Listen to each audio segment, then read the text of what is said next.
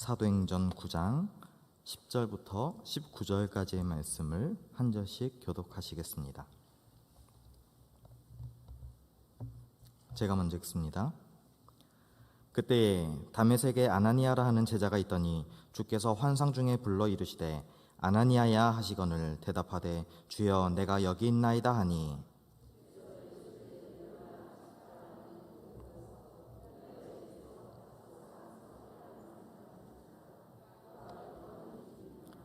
그가 아나니아라 하는 사람이 들어와서 자기에게 안수하여 다시 보게 하는 것을 보았느니라 하시거늘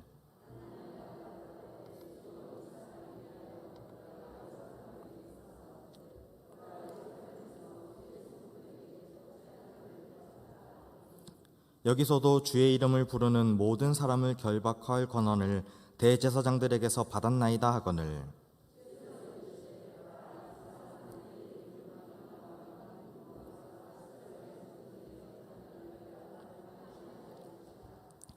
그가 내 이름을 위하여 얼마나 고난을 받아야 할 것을 내가 그에게 보이리라 하시니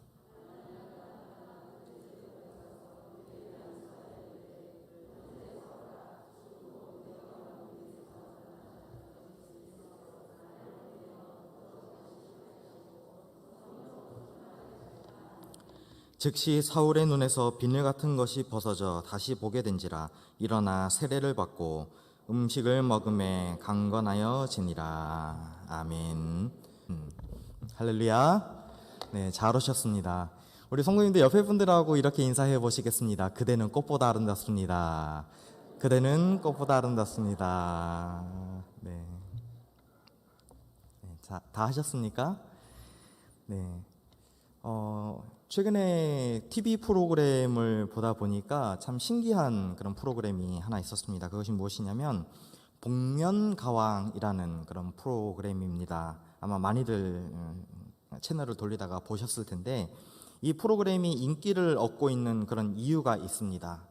자신의 정체가 누구인지를 모르고 자신의 끼와 그리고 재능을 마음껏 표출할 수 있는 그 무대에 서는 자리를 많은 연예인들이나 그런 탤런트를 가진 사람들이 선호를 하고 있다라는 것입니다. 그래서 이 사람이 노래를 잘 부르는 사람인지 춤을 잘 추는 사람인지 아니면 어떤 끼가 있는지 전혀 알지 못하다가 판정단이 대체 누구일까 어떤 사람일까 궁금해하면서 마지막에 결과적으로 그 사람이 누구인지를 밝혀내면서 모든 사람들이 깜짝 놀라는 그런 장면이 그 프로그램에서 복면가왕이라는 프로그램에서 나오게 됩니다. 그래서 이 장면을 보는 이 프로그램을 보는 시청자들은 그 어떤 편견이나 선입견도 가질 수 없게 되어 있습니다. 오로지 노래를 부르는 사람의 목소리에만 집중을 하면서 나중에 그 사람이 가면이 벗겨지면 그때에서야 저 사람이구나 라는 것들을 발견하게 된다는 것입니다. 그래서 이 사람들은 저 사람이 저렇게 노래를 잘했었나?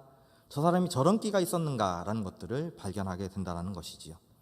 여기서 우리가 알 수 있는 것은 사람의 편견이라는 것이 한편으로만 생각하면은 그 사람의 전부를 다 파악할 수 없다라는 것을 이 복면가왕이라는 프로그램이 우리에게 알려주고 있습니다. 2008년도에 미국의 유명한 대학교인 다트머스 대학교, 아이비리그에 속해 있는 대학교입니다. 이 다트머스 대학교에서 사람들이 가진 선입견이 어떤 결과를 주는지에 대해서 흥미로운 실험을 진행했다라고 합니다. 학생들에게 수학 문제를 주면서 풀게 하는 그런 시험이었습니다. 수학 문제라고 하면 이제 학을 때는 저인데 이 유명한 대학교에서 미국의 유수한 대학교에서 대체 사람들이 이 수학 문제를 가지고 어떻게 선입견을 가질 수 있는가를 실험을 했다라는 것입니다. 그리고 학생들에게 이 수학 문제를 주면서 풀게 했는데 이 시험을 보기 전에 학생들에게 이렇게 이야기를 합니다. 여러분, 이 시험의 목적은 남녀 간의 수학적 능력에 대한 차이를 확인하기 위한 것입니다. 잘 이해를 하시기 바랍니다. 이 실험의 목적은 누구와 누구와의 남자와 여자와의 수학적 능력에 대한 차이를 확인하기 위해서 이 실험을 진행한다라고 그렇게 이야기를 했습니다.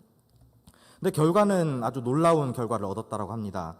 의도적으로 평소에 동일한 수학의 그런 실력을 가지고 있는 학생들을 선발했음에도 불구하고 여기에 이제 실험에 참가한 여학생들만 상대적으로 저조한 성적을 보이는 결과가 나타났다라고 합니다. 왜 이런 일이 벌어졌을까? 이 실험을 진행한 연구진은 일반적으로 여성이 남성에 비해 수학적인 능력에서 뒤처질 것이라는 선입견에 대한 여학생들이 스스로 맞춰서 그 생각을 했기 때문에 그 수학적 능력이 그 실험 결과에서 나타났다라고 그 미국의 실험에서 확인해 볼 수 있었습니다. 이것에 대해서 동의를 하시는지 동의를 안 하시는지는 모르겠지만 이 실험 결과가 그 선입견에 대한 그리고 편견에 대한 것들에 대해서 우리에게 이야기를 해주고 있습니다. 오늘 우리가 읽은 이 사도행전 9장에 있는 이 본문은 잘 아시는 다메섹 도상에서 이 사울이라는 청년이 부활하신 예수 그리스도의 음성을 듣고 회심하는 그런 사건에 대해서 우리에게 들려주고 있습니다. 그래서 이 기독교 역사상 예수님 다음으로 기독교에 지대한 영향을 끼쳤던 이 사도 바울의 인생을 보여주는 장면이 오늘 이 사도행전 가운데에 나타나고 있습니다. 영국의 성공의 신부이며 세계적인 복음주의 신학자인 존 스토트가 이 사도 바울에 대해서 이야기를 했습니다. 사도행전 강해 주석에서 이런 이야기를 했습니다. 다메섹 도상에서의 사울의 체험은 교회사의 가장 유명한 회심이다라고 이야기를 했습니다. 우리 기독교 역사 가운데 가장 유명한 돌이키는 사건, 주님께로 돌아오는 사건이 누구의 회심이다? 사울이 바울 되는 사건이 그 유명한 사건이라는 것을 이렇게 이야기를 하고 있습니다. 우리는 이 이야기 속에서 사람들이 사로잡고 있는 편견들이 하나님의 뜻과 얼마나 다를 수 있는지를 살펴보고자 합니다. 이 말씀을 나누면서 우리 속에 있는 어떤 편견들이 사로잡고 있는지도 생각해 보셨으면 좋겠습니다. 내가 가지고 있는 편견과 내가 가지고 있는 선입관 때문에 내가 사랑해야 될 상대, 내가 섬겨야 될 그 믿음의 형제 자매를 사랑하지 못하고 있었는지를 다시 한번 돌아보면서 말씀에 집중할 수 있는 여러분들 되시기를 바랍니다. 오늘 본문의 내용에 등장하는 이 사울이라는 인물이 바로 잘 알고 있는 사도 바울이라는 것입니다. 사울이었을 때와 바울이었을 때의 인생은 완전히 180도 달라지는 인생이 됩니다. 여기에서 무엇이 갈라놓느냐? 예수님을 만났느냐 못 만났느냐, 주님의 음성을 들었느냐 듣지 못했느냐에 따라서 우리의 인생이 완전히 달라지게 될 수 있다는 것입니다. 우리 금옥의 모든 성도님들은 주님의 음성 듣기를 사모할 수 있는 그 열심의 소유자들이 되시기를 주의 이름으로 축원합니다. 그래서 이 사람이 도저히 안 되겠다 싶어서 만나주는 것이 아니라 주님 사모합니다, 주님 사랑합니다, 주님을 늘 가까이 원합니다라는 그 신앙 고백이 있을 때에 주님께서 늘 가까이 하기 원하시는 믿음의 성도가 이 자리에 앉아 계신 줄로 믿습니다. 오늘 우리가 읽지 않았지만 이 사울이라는 청년이 어떤 모습이었는가를 1절을 보면 이렇게 되어 있습니다. 위협과 살기가 등등한 사람이었다라고 이 사도행전 9장 1절은 기술하고 있습니다. 왜 이 사울이라는 청년이 위협과 살기가 등등한 모습일 수밖에 없었을까? 어떤 열심이 있었기 때문에 이 사람은 예수 믿는 사람들, 그리스도인들을 핍박하기 위해서 그 먼 거리를 가야만 했는가를 우리가 생각해 볼 필요가 있습니다. 그래서 이 살기가 등등했다라는 이 단어에 집중하다 보면 이 사울이라는 청년이 얼마나 못된 사람인가라고 생각할 수 있지만 그것은 어찌 다른 한편에 보면 오해가 생길 수도 있는 부분입니다. 이 사울이라는 청년은 유대인으로서 유대교의 신앙교육을 잘 받은 사람이었고요. 그리고 당대 최고로 인정받는 가말리엘이라는 랍비의 수하에서 수제자의 그런 가르침을 받고 있는 사람이, 그리고 앞으로 있는 장래가 촉망되는 사람이 사울이라는 청년이었습니다. 그렇게 유대교에 대한 열심, 하나님은 알지만 그 아들 예수 그리스도는 알지 못하는 그런 잘못된 열심을 가지고 예수 믿는 그리스도인들을 잡아 죽이려 하는 그 다메섹 도상에서 예수님은 이 청년을 만나 주기를 원하셨습니다. 요즘에도 이런 열성적인 종교나 정치인 집단들을 우리가 종종 볼 수 있습니다. 그래서 자신들이 가진 이 신앙이라는 이유로 자신들이 가진 그런 정의를 내세우면서 다른 사람들이 가진 신앙이나 여러 가지 것들을 핍박하고 억누르는 그런 일들을 볼 수 있다는 것입니다. 그리고 자신들이 믿는 그런 종교나 그런 것들을 그렇게 옹호하면서 자신들이 행하는 그런 폭력을 정당화하는 일도 비일비재하고 일어나는 일들이 현대에서 벌어지고 있습니다. 예수님께서 마태복음 7장 18절에 이런 말씀을 하셨습니다. 좋은 나무가 나쁜 열매를 맺을 수 없고 못된 나무가 아름다운 열매를 맺을 수 없느니라 라고 말씀하고 있습니다. 이 말씀 뜻이 무엇이냐면 좋은 나무는 어떤 열매를 맺어야 된다? 좋은 열매를 맺어야 되는 것이 당연한 것이고 나쁜 열매는 나쁜 열매를 맺는 것이 당연지사라는 것입니다. 우리 금호교회는 믿음의 뿌리를 잘 내려서 좋은 열매로 좋은 결실로 하나님께 영광 돌릴 수 있는 좋은 교회가 되기를 주님의 이름으로 축원합니다. 좋은 교회가 되기 위해서는 내가 어떻게 되는가? 자, 따라하겠습니다. 좋은 성도가 되어야 된다. 네. 이 좋다라는 단어는요, 그냥 무작정 좋다라는 게 아닙니다.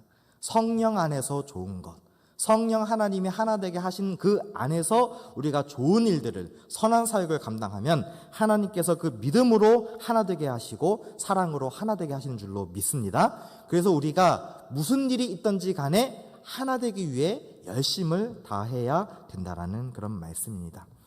이 사울이라는 청년이 대제사장들에게 직접 찾아가서 그리스도인들을 체포할 수 있는 그런 공식 문서를 받아가지고 다메섹을 향해서 열심히 가려고 준비하는 상황이었습니다. 다메섹으로 가는 길에 예수님을 만나게 된 우리 사건을 우리 성도님들은 잘 알고 있습니다. 그러면 왜, 여기서 우리가 질문을 해야 된다. 왜 예수님은 그 길을 가는, 다메섹으로 가는 그 사울이라는 청년을 만나 주셨는가? 만나 주실 수밖에 없었는가? 왜 하필이면 사울이었는가라는 것입니다. 왜냐하면 이 사울이라는 청년은 열심으로 유대교에 입문하면서 하나님에 대한 열심을 가지고 있었고 많은 지식과 그 믿음의 분량으로 준비가 되어져 있었습니다. 그러나 단 한 가지 알지 못했던 것, 누구를 알지 못했습니까? 예수님을 알지 못했습니다.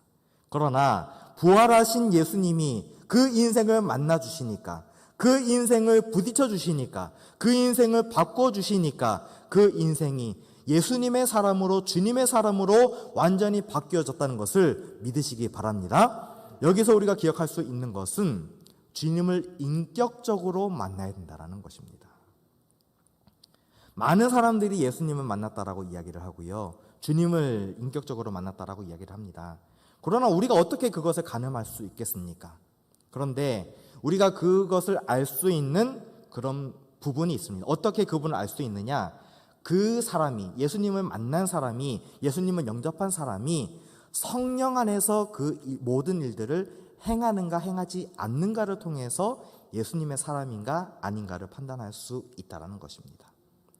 우리 금호교회 모든 성도님들은 모든 일들을 주 안에서, 성령 안에서 기쁨으로 감당하시기를 주님의 이름으로 부탁드립니다. 그 일을 어떤 교회가 했느냐? 초대교회가 그런 일들을 할 수 있었습니다. 이 마지막 때의 초대교회 같은 교회를 찾으실 때에 우리 금호교회가 주님 여기 있습니다라고 그렇게 외칠 수 있는 그런 믿음의 선포가 있는 교회가 우리 교회가 되어야 될 줄로 믿습니다. 그래서 이 예수님께서 이 다메섹 도상으로 가는 이 사울이라는 청년을 만나 주시면서 그 인생은 완전히 180도 달라지게 되죠. 말씀을 다시 한번 보겠습니다. 말씀 10절입니다. 10절 함께 했습니다. 시작. 그때 다메섹에 아나니아라 하는 제자가 있더니 주께서 환상 중에 불러 이르시되 아나니아야 하시거늘 대답하되 주여 내가 여기 있나이다 하니. 아멘. 제가 이 설교의 서두 부분에 편견과 선입관에 대해서 말씀으로 시작을 했습니다.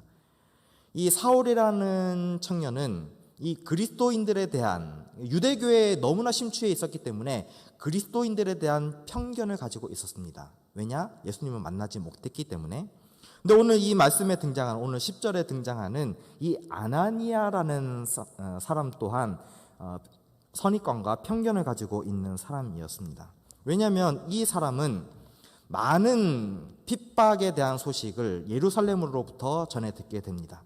예루살렘으로부터 많은 그 유대인들을 핍박하는 이 사울이라는 청년으로 말미암아 많은 사람들이 다메섹으로 도망을 왔었고, 이 다메섹에 있는 이 아나니아에게도 똑같이 그 핍박의 소식이 전해지게 됐습니다.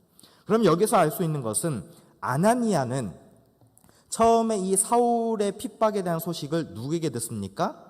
핍박당하는 성도들로부터 듣게 됩니다. 근데 여기에서 우리가 주의를 기울여야 되는 것은, 이 아나니아가 들었던 것은 팩트입니까? 팩트가 아닙니까? 사실입니까? 사실이 아닙니까? 사실을 들었습니다.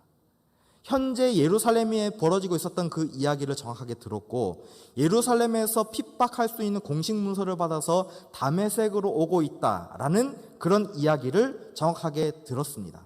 그러나 그 이야기를 누구에게 들었느냐? 성도들에게 들었습니다.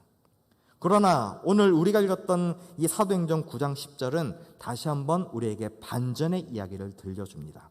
다시 한번 우리가 읽었지만 10절 하반절에 있는 아나니아라부터 시작하겠습니다. 시작. 아나니아야 하시거늘 대답하되 주여 내가 여기 있나이다 하니. 저를 보시고요. 이 말씀을 잘 보시면 우리가 누구의 소리를 들어야 되는지에 대해서 분명하게 들려주고 있습니다. 자, 따라하겠습니다. 사람 소리 듣지 말고 주님 음성 듣자. 많은 사람들은 여러 루트를 통해서 정보를 듣습니다. 이 사람은 어떻다더라, 이 가정 형편은 어떻다더라, 무슨 일이 있었다더라. 왜 그렇게 관심이 많은가 모르겠습니다. 그런데 오늘 이 아나니아가 이 사울이라는 청년에 대해서 회심하기 전에, 부활하신 주님의 음성을 듣기 전에 사울이라는 청년에 대해서 그렇게 핍박하는 사람, 그리스도인들을 잡아가는 사람이라는 그런 편견을 가지고, 선입견을 가지고 그렇게 알고 있었습니다. 그러나 하나님께서는 이 아나니아가 가지고 있는 편견과 선입관을 불러주시면서, 그 이름을 부르시면서 깨닫게 하십니다. 너는 사람 음성 듣지 말고 내 음성을 들어라. 그래서 아나니아가 대답을 합니다. 주님, 내가 여기 있습니다. 여기에서 우리가 해야 될 것은 주님 말씀하옵소서 주의 종이 듣겠나이다라는 겸손한 자세가 우리에게 필요한 줄로 믿습니다. 그래서 우리 성도님들이 신앙생활 하실 때에 많은 이야기를 듣지 마시기 바랍니다. 성경이 지금 나에게 무슨 말씀을 하시는가? 하나님께서 기도하는 나에게 어떤 음성을 들려주시는가? 어떤 감동을 주시는가? 기도하는 나에게 어떻게 봉사하라고, 어떻게 헌신하라고, 어떻게 하나님 일하라고 요청하시는가를 깨닫는 우리 성도님들 되시기를 바랍니다. 그래서 이 아나니아가 주님의 음성을 듣고 그 명령을 듣습니다. 11절에 있는 말씀을 다시 한번 읽어보겠습니다. 11절입니다. 시작. 주께서 이르시되 일어나 집가라 하는 거리로 가서 유다의 집에서 다소 사람 사울이라 하는 사람을 찾으라. 그가 기도하는 중이니라. 12절. 그가 아나니아라는 사람이 들어와서 자기에게 안수하여 다시 보게 하는 것을 보았느니라 하시거늘. 아멘. 하나님께서 이 아나니아에게 이 아나니아가 어떻게 해야 될지를 하나하나 조목조목 다 알려주십니다. 위치와 장소, 그리고 그 사람이 어떻게 하는지에 대해서까지 분명하게 보여주십니다. 왜 하나님께서 이 아나니아에게 환상을 보여주셨는가? 이 아나니아가 가지고 있었던 이 생각을 완전히 깎아내리시고 하나님의 음성 앞에, 명령하시는 주님의 음성 앞에 어떻게 절대 복종해야 되는지에 대해서 이 시간 우리에게 들려주시는 것입니다. 자, 이 아나니아가 가지고 있었던 이 선입견에 대해서 우리가 13절과 14절 이 두 절에 있는 말씀을 함께 보겠습니다. 시작. 아나니아가 대답하되 주여 이 사람에 대하여 내가 여러 사람에게 듣사온즉 그가 예루살렘에서 주의 성도에게 적지 않은 해를 끼쳤다 하더니 여기서도 주의 이름을 부르는 모든 사람을 결박할 권한을 대제사장들에게 받았나이다 하거늘. 아멘. 제가 말씀드렸듯이 이 13절에 보니까 내가 여러 사람에게 들어봤습니다. 내가 여러 사람들에게 이야기를 들은데 이 사람은 안 될 사람입니다. 이 사람은 하나님 안 되는 사람입니다. 예수님, 이 사람은 포기해야 되는 사람입니다. 도저히 가망성이 없는 사람입니다라고 아나니아가 치부해 버립니다. 우리 성도님들도 인생 사시다가 그런 분들 보지 않으십니까? 저 사람은 안 돼. 저 사람 뭐 되겠어? 저 사람이 직분 가지고 저렇게 행하면 저게 하나님 사람이야? 앞으로 더 큰일이라 할 수 있겠어라고 그렇게 치부해버리는 그런 일이 있지 않으셨습니까? 아나니아나 우리 모든 성도들이나 똑같습니다. 그러나 오늘 이 시간 우리가 주님의 음성을 들으면서 내가 이 시간 들어야 되는 말씀은 오늘 15절에 있는 말씀이구나. 우리 성도님들이 다 기억 못하셔도 오늘 이 사도행전 9장 15절에 있는 말씀만 기억하시기를 바랍니다. 15절을 함께 읽어보겠습니다. 시작. 주께서 이르시되 가라. 이 사람은 내 이름을 이방인과 임금들과 이스라엘 자손에게 전하기 위하여 택한 나의 그릇이다. 아멘. 자, 이 사람은 많은 사람들에게 복음 전하기 위하여 그리고 임금들과 이스라엘 자손들을 위하여 택한 나의 그릇이다라고 주님께서 친히 말씀하십니다. 나중에 이 사울이 바울돼서 고린도전서에 이런 신앙의 고백을 하고 있습니다. 말씀 띄워주시기 바랍니다. 고린도전서 15장 9절 10절에 사도 바울의 고백이 이렇습니다. 나는 사도 중에 지극히 작은 자라. 내가 하나님의 교회를 박해하였으므로 사도라 칭함을 받기에 감당하지 못할 자니라. 그러나 내가 나된 것은 하나님의 은혜로 된 것이니 내게 주신 그의 은혜가 헛되지 아니하여 내가 모든 사도보다 더 많이 수고하였으나 내가 한 것이 아니요 오직 나와 함께 하신 하나님의 은혜로라. 아멘. 하나님의 은혜로 고백을 합니다. 어떻게 이렇게 사람이 달라질 수 있습니까? 도저히 안 될 것 같은 그런 사람이 예수님을 만나니까 하나님의 은혜입니다. 나의 모든 사역과 내가 모든 수고와 나의 매맞음과 죽을 뻔한 고비를 여러 번 할지라도 하나님의 은혜였습니다라고 고백하는 것이 회심한 사도 바울의 고백인 줄로 믿으시기 바랍니다. 그렇기 때문에 우리가 이 시간 가운데 필요한 것이 무엇이냐면 진정한 회심, 진정한 돌이킴, 진정한 회개가 우리 성도들의 삶 가운데에 매일매일 일어나야 된다는 것입니다. 오늘 이 예배에 나오기 전까지 누군가를 비난하고 누군가를 핍박하고 누군가에게 손가락질하고 누군가를 폄하하고 누군가를 깎아내리고 누군가에게 너는 안 되라고 이야기를 하지 않으셨습니까? 오늘 이 시간 어떻게 변화될지 모르는 그분에 대해서 우리가 주님의 은혜로 하나님의 사랑으로 너그럽게 포용할 수 있는 믿음의 넓은 그릇들의 소유자들이 되시기를 주의 이름으로 축원합니다. 자, 그래서 우리가 15절을 읽었듯이 이제 예수님께서 말씀하셨습니다. 이 사람은 택한 나의 그릇이다. 여기에서 소유권이 어디에 있는가를 우리가 분명히 알아야 됩니다. 자, 택할 때에 누가 택합니까? 사람이 택합니까? 하나님 택하는 것입니까? 하나님 택하는 것입니다. 그리고 이 택한 나의 그릇이라고 할 때에 이 소유는 본인의 몸뚱이를 가지고 본인의 의지를 가지고 있고 본인의 생각을 가지고 있지만 나의 육신을 가지고 있지만 나의 모든 전 존재가 누구의 소유다? 하나님 소유라는 것입니다. 그렇기 때문에 성도된 우리들은 누구 소유다? 하나님의 소유된 백성입니다. 택하신 족속이요 거룩한 나라요 왕같은 제사장이다라고 불러주시는 그 베드로전서의 신앙 고백이 우리 성도들의 신앙 고백 되시기를 주의 이름으로 축원합니다. 하나님이 우리를 괜히 불러주신 게 아닙니다. 어떻게 우리를 불러주셨느냐? 나의 소유이기 때문에, 하나님의 소유이기 때문에 우리는 하나님께 날마다 감사함으로 고백해야 될 줄로 믿습니다. 그래서 이렇게 아나니아와 예수님과의 대화 속에서 우리가 무엇을 느끼게 되는가?